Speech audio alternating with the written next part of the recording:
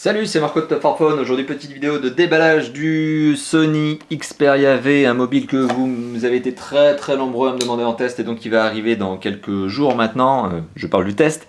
Et là, aujourd'hui, on est donc sur une vidéo de déballage, comme d'habitude. Première vidéo, c'est le déballage. Deuxième vidéo, c'est le test. Et troisième éventuelle vidéo, c'est une vidéo de test du capteur lui-même du téléphone.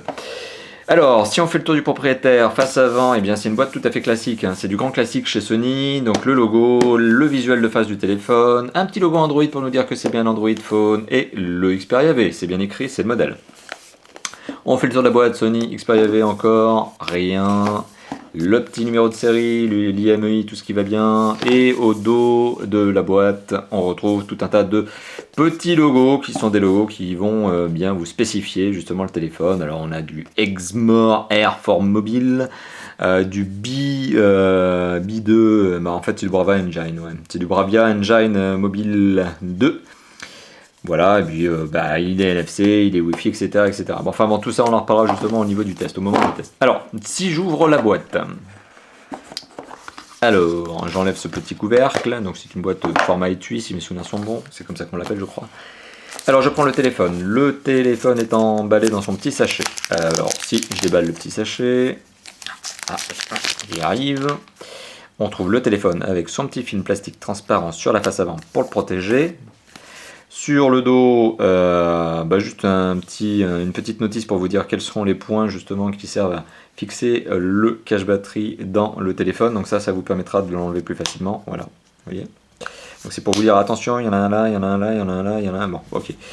Et pour vous dire aussi où se trouve la norme NFC, où se trouve l'antenne NFC. D'accord, ok. Donc ça c'est le téléphone. Voilà. Bonne présentation, donc le dos s'enlève. Vous l'aurez remarqué, le dos donc s'enlève parce que la batterie peut être retirée, elle n'est pas figée, et vous aurez remarqué la courbure qui se trouve au dos du téléphone. Donc ça imite un peu le style finalement des précédents mobiles Arc que l'on avait aussi chez Sony.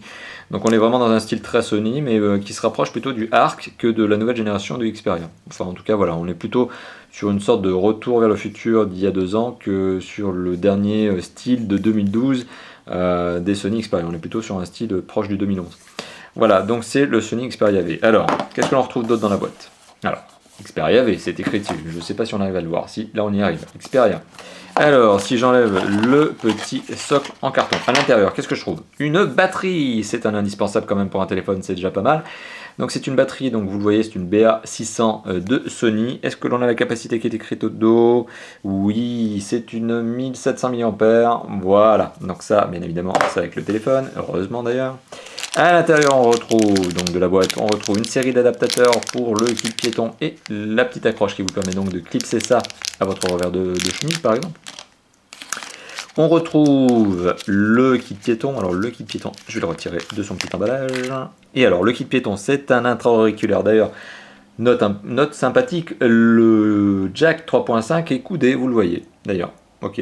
Et j'ai comme l'impression qu'il est un petit peu plaqué or, parce qu'il est jaune. Il n'est pas complètement argenté. Alors est-ce que c'est vraiment du plaqué or pour permettre une vraie amélioration du son, du signal sonore, ou est-ce que c'est juste pour faire joli, que c'est juste doré? Ça j'en sais rien. Donc je vous le dirai dans le test si j'arrive à avoir l'information bien sûr, de la part de Sony. À l'intérieur, ce kit piéton qui est toujours à l'intérieur de la boîte, qu'est-ce qu'on retrouve d'autre? Alors comment il est fait?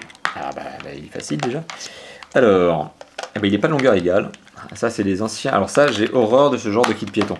Où quand vous le remballez, vous allez être en galère parce que les câbles, les fils des deux intra-auriculaires ne sont pas de la même longueur. Donc vous allez jongler avec le câble. Bon ok, soit.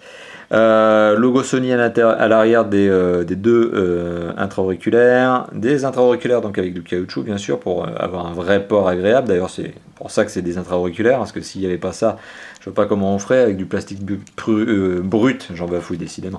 Ça aurait été un peu difficile à porter. Alors le kit piéton, le micro lui-même, alors l'entrée micro elle est là, et il y a bien un bouton on off dessus, ok, voilà. Et qu'est-ce qu'on retrouve d'autre dans la boîte? Alors on retrouve de la petite documentation, c'est sympa. Voilà, une petite doc, hop, de l'information sur les normes respectées. Tiens d'ailleurs il y a le FCC qui est l'organisme américain qui permet de valider effectivement un téléphone. Declaration of Conformity, Conformidad Cofetel, SAR Information. SAR Information c'est c'est le DAS, c'est le niveau de DAS en fait. Okay, c'est la capacité d'un téléphone à émettre des ondes, donc effectivement il est passé au SAR, il a été validé. Ok, donc ça c'est les différentes normes de résistance du téléphone. Qu'est-ce qu'on vous dit? Ne mettez pas dans l'eau de la piscine, ne le mettez pas dans l'eau de l'océan, ne plongez pas avec. Ouais, en fait, bon, comme il est un petit peu résistant à l'eau, on vous dit qu'il y a quand même des limites. Et qu'il a beau être résistant à l'eau, ça serait sympa de ne pas le mettre dans l'eau chaude, dans le fond d'une piscine, dans le fond de l'océan, d'aller plonger avec, d'utiliser des solvants dessus, enfin bon voilà, et de ne pas le mettre dans le sable s'il vous plaît.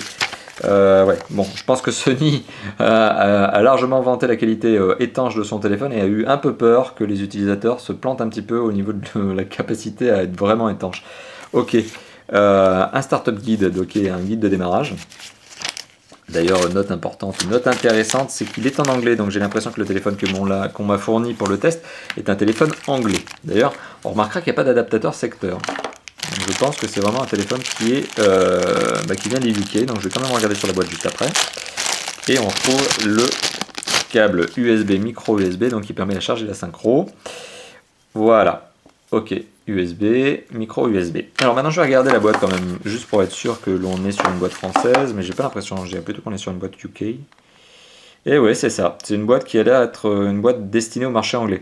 Alors, pourquoi je vous dis ça? Tout simplement parce que apparemment, sur le marché anglais, mais je vous dis ça, c'est plutôt du type de la rumeur, mais apparemment sur le marché anglais, il y a certains constructeurs qui ne mettent pas d'adaptateur secteur dans les boîtes. Alors, ça reste à vérifier. En France, on n'est pas encore concerné par ce genre de choses. C'est-à-dire que l'adaptateur secteur est toujours fourni avec le câble notamment, pour permettre de le raccorder au secteur. Hein. Mais apparemment au UK, il y a certains constructeurs qui se permettent de ne pas les mettre. Ça leur fait faire des petites économies.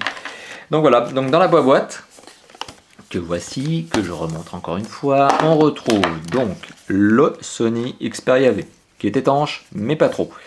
La batterie, une BA800 de Sony, qui n'est pas étanche. Les adaptateurs pour le kit piéton, donc des embouts supplémentaires pour l'adapter à votre morphologie d'oreille, si vous avez des trous d'oreille un peu plus grands ou plus petits, enfin bon, ça vous regarde. Le kit piéton en lui-même, donc les intra-auriculaires, le petit micro avec le bouton on-off, et le connecteur jack 3.5 qui est coudé, voilà, et le câble micro USB. Et pour finir tout ça, de la belle documentation sur les normes, sur le fait que non, ne mettez pas votre téléphone au fond de l'océan, ça ne sert à rien de le jeter, vous ne le retrouverez pas déjà, et de toute façon il n'est pas étanche, et le respect des normes. Voilà, donc c'était la vidéo de déballage du Sony Xperia V, ce fameux téléphone que vous avez été nombreux à me demander en test, et que forcément maintenant je vais tester. Voilà, merci d'avoir visionné la vidéo, à bientôt, ciao ciao.